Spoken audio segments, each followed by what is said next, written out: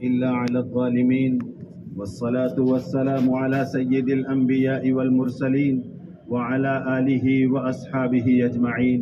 أما بعد، فقد قال الله تعالى: أعوذ بالله من الشيطان الرجيم، بسم الله الرحمن الرحيم.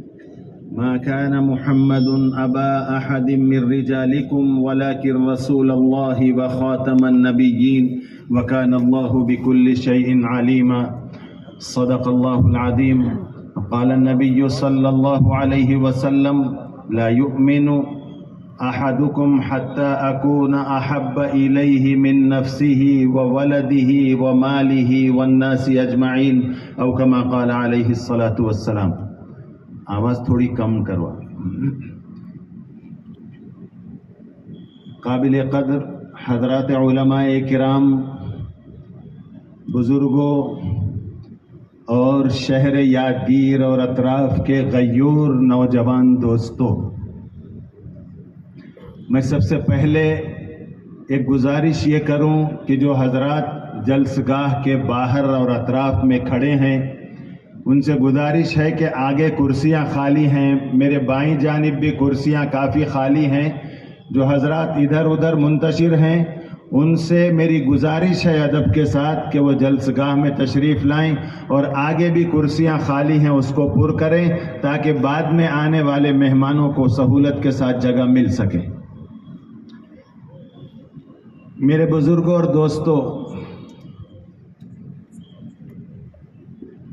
اس وقت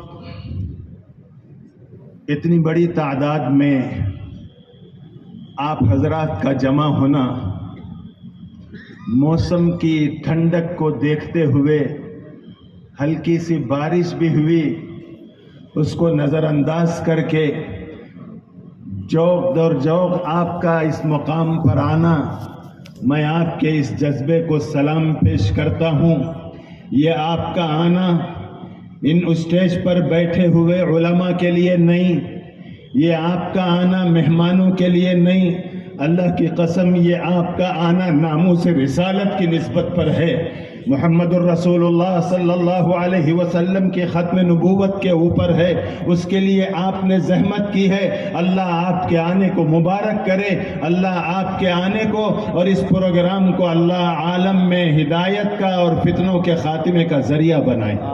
میرے دوستوں، باتیں بہت ہوتی ہیں، ہوتی رہتی ہیں، ہوتی رہیں گی.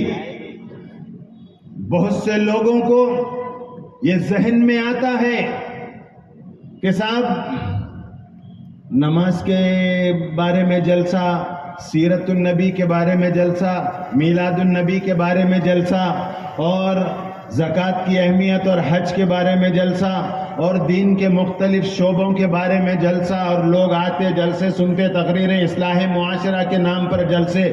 یہ لوگوں کو کیا ہوا کہ یہ کیا بولے ختم نبوت، قادیانیوں کے خلاف جلسہ. بہت سے لوگوں کو آج بھی یہ چیز ہضم نہیں ہو رہی، یہ قادیانیوں کے خلاف ان کو کیا پڑا، یہ مولویوں کو کام دھندے نہیں ہے کیا؟ میرے دوستوں، میرے بزرگوں، میرے عزیزوں، اللہ تبارک و تعالی نے 1,24,000 انبیاء اکرام علیہم السلام کو اس دنیا میں بھیجا. اس لیے بھیجا کہ بندوں تک رب کا پیغام پہنچے، بندے کو رب سے نبی جوڑے. ہر نبی نے اپنا یہ فرض ادا کیا، لیکن جب اللہ کے آخری نبی صلی اللہ علیہ وسلم تشریف لائے تو اللہ نے اپنا دین مکمل کر کے آپ کو آخری نبی بنا کر ارشاد فرما دیا: ما كان محمد ابا احد من رجالكم ولكن رسول الله وخاتم النبيين. آپ آخری نبی ہیں، لیکن میرے دوستو جتنے نبی اس دنیا میں تشریف لائے، اللہ نے ان نبیوں کو ایک آئیڈیل، ایک نمونہ بنایا، ذاتی اعتبار سے بھی، جسمانی اعتبار سے بھی، روحانی اعتبار سے بھی. اور دنیا کا یہ دستور ہے کہ دنیا جب بھی کسی کو اپنا آئیڈیل بناتی ہے تو پہلے اس سے دل میں محبت پیدا ہوتی ہے. آج کتنے نوجوانوں کو ہم دیکھتے ہیں इधर उधर फिल्में देख के आते हैं, दूसरे दिन ड्रेसिंग चेंज हो जाती। क्यों? फला फिल्म में हीरो ऐसा पहना, फला फिल्म में हीरो के बाल ऐसे थे। किसी फिल्म के हीरो से मोहब्बत हो जाए तो एक नौजवान उसे आइडियल बनाता है। मेरे अल्लाह ने खातमुन नबिय्यीन सल्लल्लाहु अलैहि वसल्लम को हम सब के लिए आइडियल बनाया। आपकी जात हमारे लिए आइडियल उसी वक्त बनेगी जब दिल में रसूलुल्लाह की सच्ची मोहब्बत होगी। आज नबी के जात हमारे लिए वैसी आइडियल नहीं है जैसी उम्मत के लिए होना चाहिए। क्यों? आज खत्म नबूवत और कादियानियत के लिए आप आ रहे, तकरीरें सुन रहे हैं, लेकिन आपको इस फितने की हकीकत समझ में नहीं आ रही। आपको कादियानी बुरे नहीं दिख रहे, आपको कादियानियों से दोस्ती करने में मलाल नहीं है, आपको खुशी है। आप उनसे कारोबारी लेन देन करते हैं, आप उनके साथ उठते बैठते हैं, उनके साथ चाय पीते हैं, उनके साथ ताल्लुकात निभाते हैं। आपको नहीं मालूम कादियानियत इस सरजमीन पर आज कितना बड़ा फितना है और उम्मत के ईमान को लूटने का सबसे बड़ा जरिया है इस वक्त। बहुत से मुसलमानों को नहीं मालूम। क्यों नहीं मालूम? कादियानियत की संगीनी हमको क्यों नहीं मालूम? इसलिए नहीं मालूम कि नबी से जो मोहब्बत एक उम्मती को होनी चाहिए वो नहीं है। लाख दावे करो इश्क नबी के, लाख जुलूस निकालो मिलाद के नाम पे, लाख झंडे निकालो, लाख गाओ बजाओ डांस करो, लाख कव्वालियां तुम लगा लो, तुम्हारा इश्क जबानी है, तुम्हारा इश्क बारिश का बुलबुला है। अल्लाह की कसम, अगर नबी की मोहब्बत दिल में होती तो फिर जिंदगियों में नबी का तरीका आता, फिर नबी की जैसी मोहब्बत होनी चाहिए वो होती। कैसी मोहब्बत, कैसी मोहब्बत हो? ये कादियानियत को समझना है तो दिलों में नबी की मोहब्बत को लाना पड़ेगा। और जो आजकल रोडों पे मोहब्बत मोहब्बत इश्क नबी, वो झूठे हैं, वो दावे झूठे हैं। मोहब्बत जो करता है अमल से दिखाता है, नबी की सुन्नतें उसकी जिंदगी में होती हैं, नबी का मुबारक तरीका उसकी जिंदगी में होता है, तो समझ में आता है कि इसके दिल में नबी की मोहब्बत। कैसी मोहब्बत? आज कादियानियत का इतना अहम मसला, और आज यादगीर और अतराफ के इलाके, यहाँ के मुसलमान इसकी हसासियत को नहीं ले रही, इसकी नजाकत को नहीं समझ रही, इस फितने की हकीकत और संगीनी को नहीं समझ रही। क्यों नहीं समझ रही? इसलिए कि कादियानियत को एक मसलक समझते, और अगर मसलक नहीं समझकर फिरका भी समझे तो आज ये कहते हैं कि नहीं साहब उन्हें वक्त पे पैसे देता हमारे को, उससे लेन देन है हमारा। नाउज़ बिल्लाह, लानत है ऐसे ताल्लुक पर जो नबी की रूह को तड़पाकर उनकी रूह को बेचैन करके तो उससे रिश्ते निभाता है। नबी से मोहब्बत दिल में हो तो आज नबी की नामूस पर हम अपने लिए थोड़ा सा वक्त निकालकर कुर्बानी देने को तैयार नहीं है। मोहब्बत हमारी कितनी है? और एक मोहब्बत सहाबा ने करके हमें बताई। कैसी मोहब्बत सहाबा ने की थी? आज थोड़ा हमारे को तकलीफ हो गई, छोड़ो बात, जानते हो उन लगा मौलवियां कर लेते हैं, हमारे क्या करने का है? वहां तकलीफें हो रही, वहां क्या तो होता कि क्या है कि बिल्कुल डर रहा मुसलमान, फिर बोलता मैं आशिक नबी हूं। कैसी मोहब्बत हो? सहाबी रसूल सूली के तख्ते पर खड़ा किए गए, सूली दी जाने वाली है, आखिरी वक्त है, दुश्मन ये पूछता है कि साहब अगर आपको सूली अभी दे रही, आपकी जगह पर नाउज़ बिल्लाह आपके नबी मोहम्मद सल्लल्लाहु अलैहि वसल्लम को लाके खड़ा कर दिए और आपको छोड़ दिए इज्जत के साथ, तो क्या गवारा है? सलाम हो उनके मोहब्बत पर। सहाबी रसूल ने फरमाया अल्लाह की कसम, इस जगह पर नबी नहीं मगर जिस जगह नबी हैं तशरीफ फरमा है, मेरे जिस्म के टुकड़े टुकड़े हो जाएं ये गवारा करूंगा। मेरे आका के मुबारक पैर में एक कांटा चुभे मैं उसको गवारा नहीं कर सकता। ये मोहब्बत थी सहाबा की। इसीलिए सहाबा नामूस रिसालत के लिए जब नबी की नामूस और खत्म नबूवत के हिफाजत का मसला आया तो 1200 सहाबा ने अपना खून बहाकर नबी की नामूस की हिफाजत की थी। क्यों की थी? दिल में नबी की मोहब्बत थी। हम खाली जबान से बोलते, वो लोग करके दिखाए। میرے دوست وقت کم ہے، ہمارے اپنے بڑوں کو ہمیں سننا ہے، لہذا میں مختصراً آپ سے یہ عرض کرنے کی کوشش کر رہا ہوں کہ ناموس رسالت اور تحفظ ختم نبوت کا یہ جو عقیدہ ہے اتنا اہم عقیدہ ہے کہ ہمارے پورے دین، ہمارے پورے ایمان کی بنیاد اور جڑ ہے یہ۔ اگر اس میں کمزوری ہے، اللہ کی قسم دین مٹ جائے گا، دین باقی نہیں رہے گا۔ یہ ہم نہیں سمجھ سک رہے۔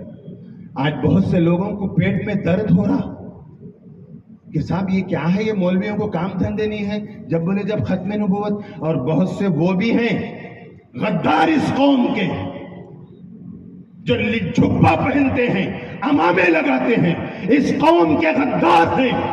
اللہ نے ان کے مقدر میں ناموس نبی اور ختم نبوت کی حفاظت کا کام ان کے مقدر میں نہیں رکھا ہے۔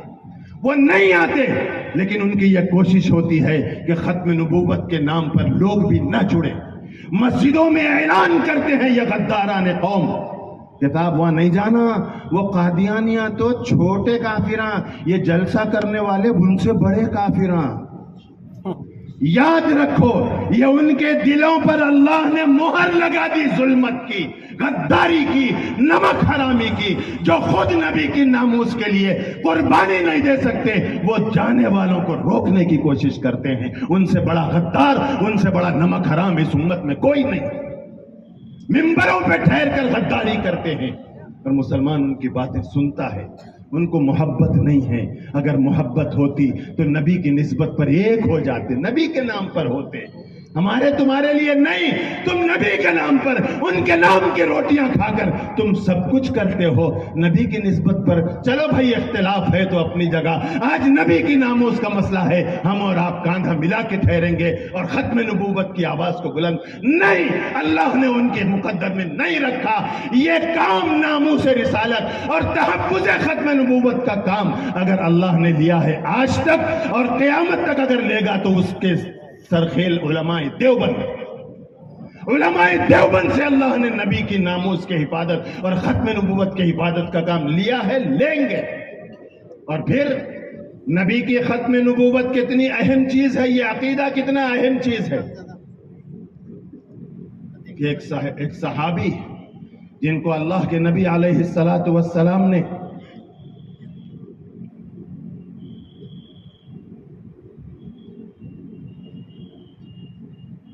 بھائی خواتین میں آواز بالکل نہیں پہنچ رہی گتے، لیڈیز میں بالکل آواز نہیں پہنچ رہی۔ کہاں ہے مائک کے ذمہ دار؟ ذرا دیکھو آپ لوگ۔ آدھا گھنٹہ پہلے بھی وہ لوگ بولے کہ دونوں فلور پہ کہیں بھی آواز نہیں آ رہی بول کے۔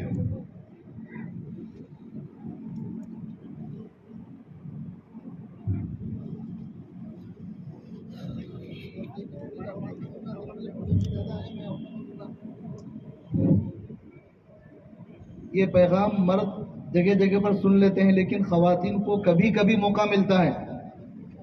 اتنے بڑے اجلاس میں، اتنے بڑے اکابرین کے درمیان میں جب وہ لوگ آئے ہیں اپنی مصروفیات سے فارغ ہو کر، اگر ان کو یہ پیغام نہیں پہنچا،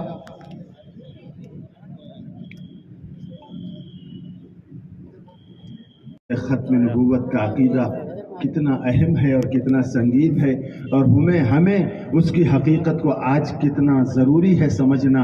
آپ اس سے اندازہ لگائیے کہ جب مسیلمہ کذاب نے دعویٰ کیا تھا نبوت کا یمن میں، تو اللہ کے نبی صلی اللہ علیہ وسلم نے حضرت حبیب ابن زید رضی اللہ تعالیٰ عنہ، ایک صحابی ہیں، ان کو بھیجا، جاؤ اس کو چیلنج کرو، کلمہ میرا پڑھتا ہے، اسلام لاتا ہے کہ نہیں تو اس کو ختم کرو۔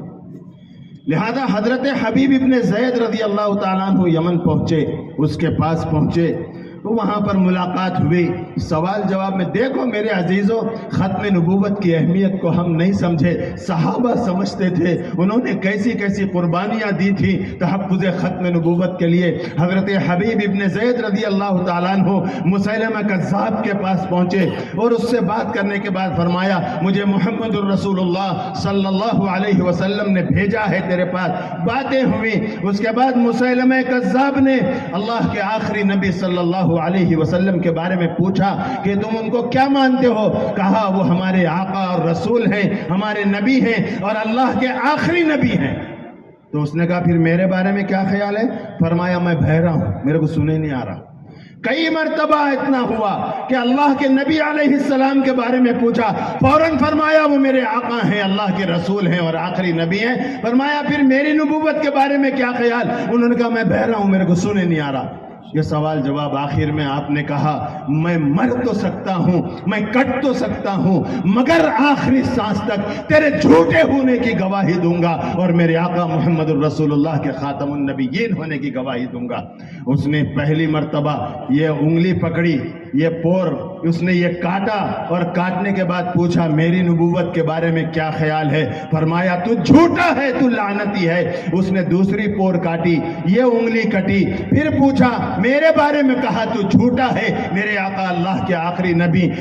پہلی انگلی کٹی، دوسری انگلی کاٹا، یہی سوال کیا، تیسری انگلی کٹی، چوتھی انگلی کٹی، دونوں ہاتھ کی 10 انگلیاں کٹ گئیں، پہنچے سے ہاتھ کٹا، کوہنی سے ہاتھ کٹا۔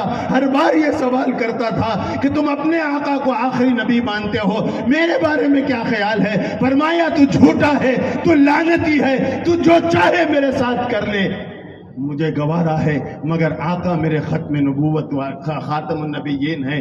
اس نے ہاتھ کو مونڈوں تک کاٹا، پھر یہ ہاتھ کاٹا، پھر دونوں پیر کٹے، جسم کے ٹکڑے ٹکڑے ہو گئے۔ حضرت حبیب تڑپتے رہے، لیکن آخر تک یہ ایک جملہ تھا، میرے آقا اللہ کے آخری نبی ہیں، تو جھوٹا ہے، تو لعنتی ہے۔ میرے دوستو، یہ ختم نبوت کا عقیدہ اتنا اہم ہے کہ صحابہ نے اپنے جسم کے ٹکڑے کروائے، آقا کی ناموس پہ آنچ نہیں آنے دیا۔ آج یادگیر کا مسلمان، آج یادگیر کے لیڈر، آج اطراف کے لوگ قادیانیوں سے رشتے نبھا کر، ان سے لین دین کر کے، تعلقات رکھ کے، جلسہ سن کر، جلسے کے بعد ان کے چبوتروں پہ بیٹھ کے چائے پیتے ہوئے انہیں احساس نہیں ہوتا وہ کیسے نمک حرام ہیں، وہ کیسے بد نصیب ہیں جو ختم نبوت سے اتنا تعلق نہیں رکھتے۔ میرے دوستو، یہ عقیدہ معمولی عقیدہ نہیں ہے۔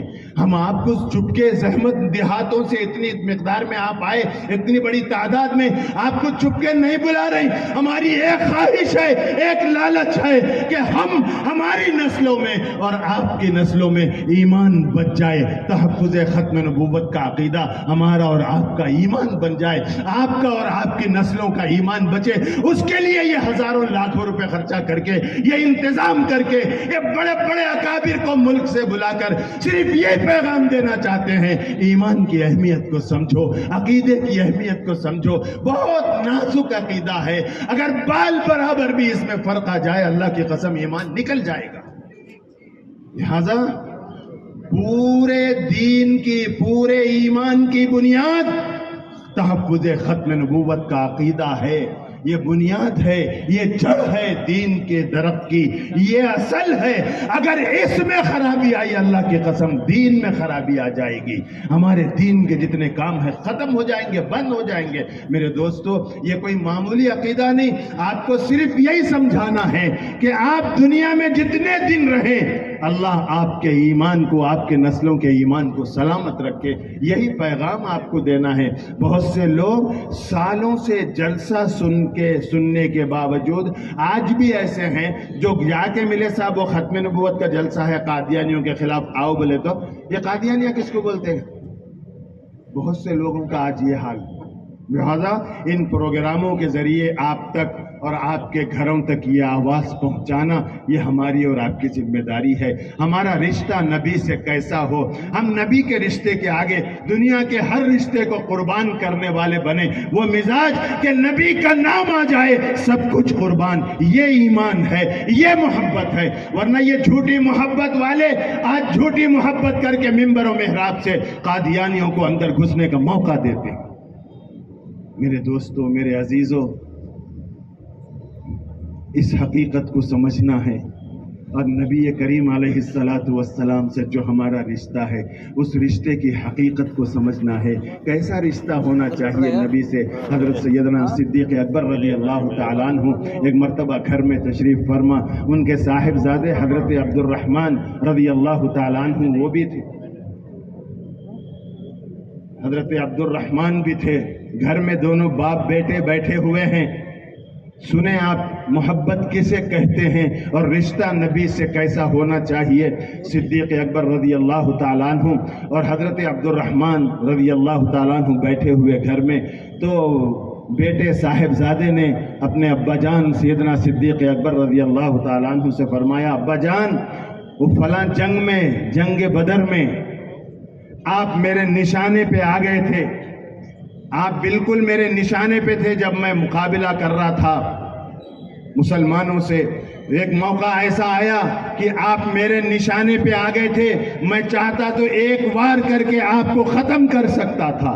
کون بول رہا؟ یہ بیٹا اس وقت مسلمان نہیں ہوئے تھے حضرت عبد الرحمن، اس وقت غیر مسلم تھے، اور صدیق اکبر رضی اللہ تعالیٰ عنہ یار غار تھے۔